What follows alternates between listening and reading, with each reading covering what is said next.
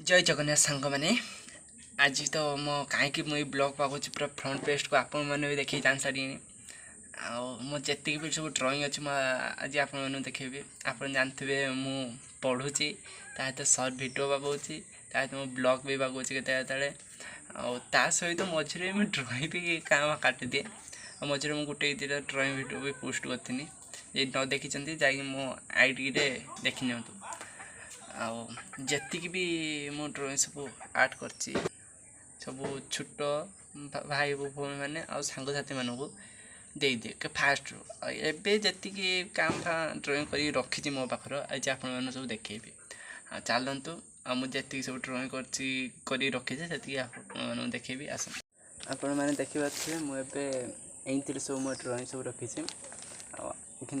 आप देखापी ये drawing mother's day मुझे काटनी एत भल है कहीं डेट तो मुझे पके ना कि हो गला बोधे 3 वर्ष कि 3 वर्ष पाखापाखि गलानी ये मुझे नुहे एवं ड्रॉइंग देखेबी आपण मानक यही देखले गोटे ये से बहुत दिन पुराना ड्रॉइंग एत भल है देखिपे तापर यहाँ देखु मो दे आ भाई एनिवर्सरी दिन काटनी एत भल है किंतु चलो यहाँ पाखे वर्षे हो गलानी ये ड्रॉइंग आज अच्छी एमती रखीदे ये ड्रॉइंग गोटे एमती गोटे फोटो देखिकी एमती गोटे काटदे आ कलर ड्रॉइंग तापर एटा गोटे मो देहींकर काटुनी कि हेलानी से अलग चित्रटे करदेनी तापर देखु बापा बापा माँ को आंकी कि हेलानी भल चलो जी एटा भी वर्ष पाखापाखि हो सारानी डेट तो पड़ी ना न देखी था रखीदे एवं ड्रॉइंग सब देखिपे एवं मैंने जनवरी पाखु जी काटसी एटा गोटे एमती गोटे सर्ट काट देनी गोटे एटा गोटे रही नवेम्बर मास काटनी 2024 नवेम्बर 9 तारीख काटनी श्रीकृष्ण आपण मन कई चित्रटी भल लगुच कमेंट करेंगे तापर एटा भी गोटे सर्ट काटी देती एटा हूँ एटा हूँ 25/5/2024 एटा मे मास काटनी 5 तारीख देखिए एटा हूँ एवं काटची चित्रटी एटा हूँ फेब्रुआरी 16 तारीख काटची देखिए कई ड्रॉइंग भल लगुच मत कमेंट करेंगे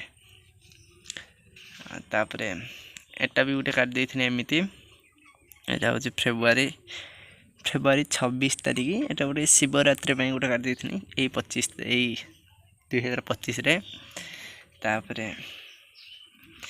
ये हूँ मो भिणे की आंकी जा हो कम समय चलो देखिपे ये हूँ आम मामू भणजा मु आम भणजा आंकी देखिपे हूँ कि नहीं आस्ते आस्ते मो ड्रॉइंग मुझे ड्रॉइंग शिखी ना एमती कर ना फिर प्लीज मत कमेंट करेंगे एटा हूँ काटची एटा हूँ मार्च 12 तारीख काटची 2025 एटा हूँ सेमती मे 12 तारीख काटची मामू भणजा तापर भाई भौणी आईनु सभा बड़ दे एटा हूँ काटची 30/6/2025 जून मास यहाँ काटची देखुए यहाँ तो कुछ आंकी ना ये हूँ मो जेरेक्स पेपर काटची देखिए छोट पेपर अति पुराना चित्र मुझे देखा बहुत पुराना फोटो गोटे ये 4 वर्ष पाखापाखि बहुत पुराना ये गोटे ये କିନ୍ତୁ ପୁରୁଣା ଫଟୋ ଅଧେ ରଖିଛି ଆଉ ଫାଷ୍ଟରୁ ବି କହିଛି ଅଧେ ଆକୁ ତାକୁ ଦେଇଛି। ଇଏ ଦୁର୍ଗାର ଏଇଟା ସବୁ ଡେଟ୍ ପକେ ନାହିଁ। ଇଏ ଗୋଟେ ଏମିତି ଗୋଟେ କାଟି ଦେଇଥିଲି। ଇଏ ଗୋଟେ ଏମିତି ଗୋଟେ କାଟି ଦେଇଥିଲି।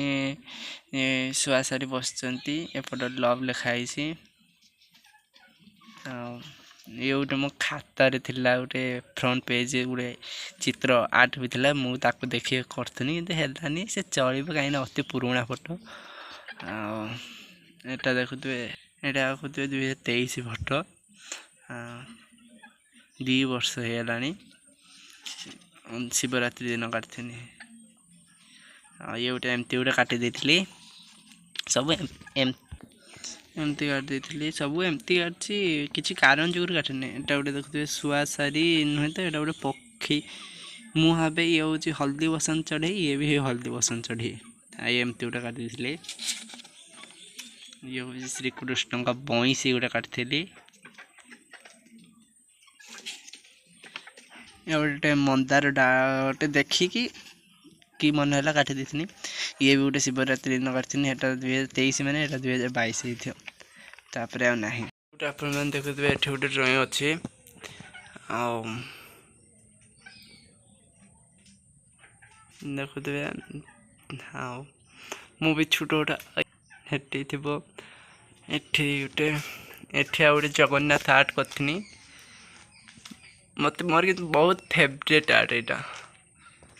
ଆପଣଙ୍କୁ କେମିତି ହେଇଛି ପ୍ଲିଜ୍ କହିବେ। ଆପଣ ମୋ ସବୁ ଡ୍ରଇଂ ଦେଖିଲେ, ପୁରୁଣା ନୂଆ ସବୁ ଡ୍ରଇଂ ଦେଖିଲେ, ଆପଣଙ୍କୁ ଖାସ୍ କରି କେଇଟା ଭଲ ଲାଗୁଛି ସେଇଟା କମେଣ୍ଟ କରିବେ। ଆଉ ମୁଁ ସେଇଭଳି ଆହୁରି ଚିତ୍ର କାଟିବି। ଆଉ ମୋତେ ଦେଖିଲେ ସେ ଜଗନ୍ନାଥଟି ବହୁତ ଫେଭରେଟ୍ ଥିଲା। ଆପଣଙ୍କୁ କେଇ ଚିତ୍ରଟି ଭଲ ଲାଗିଛି ଆପଣ କମେଣ୍ଟ କରିବେ। ଆଉ ବି ରଖୁଛି, ଜୟ ଜଗନ୍ନାଥ। ଆଉ ଆପଣ ବି ଡ୍ରଇଂ କରୁଛନ୍ତି ନାହିଁ ବି କମେଣ୍ଟ କରିବେ। ମୁଁ ଯେତିକି ଥର ସେ ବି କହିଛି କମେଣ୍ଟ କରିବା ପାଇଁ, କିନ୍ତୁ ମୁଁ ଦେଖୁଛି କେହି ବି ଜଣେ ବି କମେଣ୍ଟ କରୁନୁ କାହିଁକି? ଟିକେ ପ୍ଲିଜ୍ କମେଣ୍ଟ କରନ୍ତୁ। ହଉ ଏବେ ରହୁଛି, ଜୟ ଜଗନ୍ନାଥ।